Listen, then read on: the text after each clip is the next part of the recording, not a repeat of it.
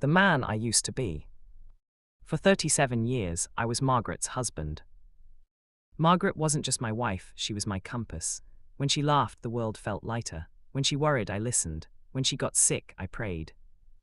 Cancer doesn't just take a body. It takes routines, it takes inside jokes, it takes the way someone says your name. When Margaret died 2 years ago, half of me went with her. The house we built together became unbearable. Her teacup still sat by the window. Her knitting basket remained beside the couch. The silence was louder than any argument we ever had.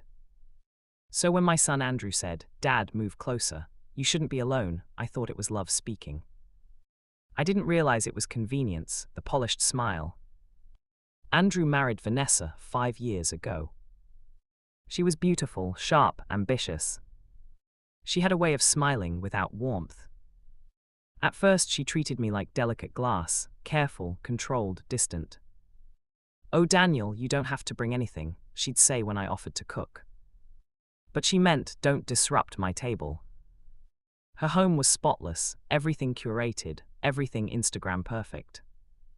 I didn't fit that aesthetic. I was grief in a cardigan. The first time she called me the widower, it sounded like a joke. Careful, she laughed at a family gathering, the widower might get emotional. Everyone chuckled. I did too. But inside, something tightened. I had a name, the dinner that changed everything. It was a Friday night celebration. Andrew had closed a major property deal. Vanessa had outdone herself, crystal glasses, imported wine, gold-lined plates.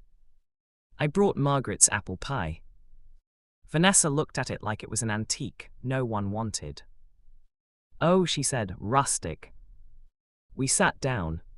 Andrew talked numbers, profits, expansions, luxury developments. Vanessa beamed beside him. I listened proudly. Then I said it. "Your mother would have been so proud of you, son." I smiled when I said it. That's when the fork hit the plate. Clang. Vanessa's eyes darkened. "Can you stop?" she snapped. The table froze. Every single dinner, it's Margaret this, Margaret that, we get it, she's gone. My throat tightened. I was only saying. "Shut up, widower," she shouted. "Not everything is about your dead wife." The word sliced through me. Widower. Not Daniel, not Dad. Just loss. Andrew said nothing. That silence hurt worse than her voice. I stood slowly, hands trembling. "I'll head home," I whispered. No one stopped me, a long night of truth. I sat alone in my living room that night.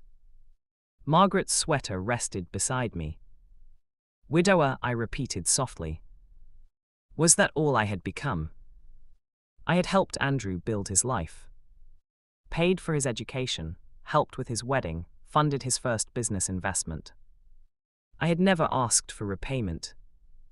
Because fathers don't invoice their children. But respect. Respect should never require payment. At 3:17 a.m., I picked up the phone. And I called my lawyer, the paper that changed everything. 5 years ago, Andrew couldn't secure funding for his real estate company. Banks said no. Investors hesitated. I said yes. I co-signed, I invested, I risked 40% of my retirement savings. In return, I legally owned 40% of the company. Andrew promised it was temporary. Once we are stable, we'll restructure. We never did. Because I trusted him.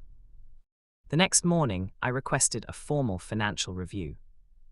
Not revenge. Clarity. But clarity has a way of exposing rot, cracks in the foundation. The audit began quietly. Within days, the numbers started speaking. Lavish vacations listed as client development, luxury handbags categorized as branding expenses, high-risk investments tied to Vanessa's brother. Andrew was shocked. He hadn't known the extent. Vanessa had been making aggressive financial decisions, chasing faster growth, bigger returns, higher status. She didn't want stability. She wanted dominance. But the company wasn't built on solid ground. It was built on borrowed confidence. And when investors learned about the internal audit, they panicked. Loans were called in, partnerships dissolved, properties were liquidated. Within weeks, Andrew's empire cracked. Within a month, it collapsed when wealth disappears. The mansion went up for sale. The cars were returned. The dinner parties stopped. Friends who once laughed loudly at Vanessa's jokes suddenly stopped answering her calls. Wealth attracts noise. Loss reveals silence. Then came the final blow. Vanessa filed for separation. Without the lifestyle, she no longer saw value in the marriage. Andrew showed up at my door one evening, drenched in rain. He looked smaller. "I'm sorry, Dad," he whispered. This time there was no hesitation. "I should have defended you."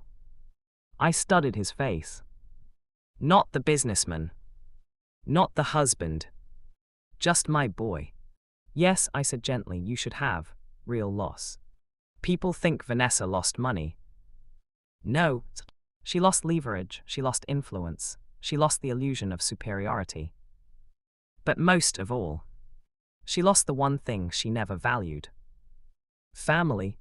Because if she had understood respect, if she had understood grief, if she had understood humility, she would still have everything what I gained. I did not take everything. I could have. Legally, I had the right. But I took enough to protect my future.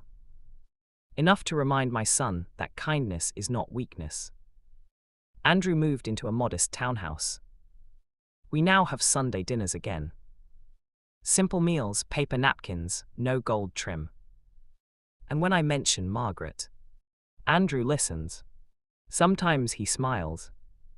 Sometimes he says, "I miss her too." And no one tells me to shut up. Final reflection. I am still a widower. But I am also Daniel. A father, an investor, a man who learned at 63 years old that silence can protect dignity, but action restores it. You can lose a spouse. You can lose a house. You can even lose a fortune. But never lose your self-respect. Because once someone believes they can strip you of that, they will.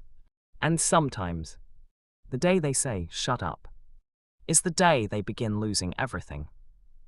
Moral of the story: never mistake grief for weakness. Respect within family is not optional. And when someone tries to reduce you to your loss, remind them, calmly, legally, and firmly, that dignity has power. Because arrogance builds castles, but humility builds foundations. And only one survives the storm.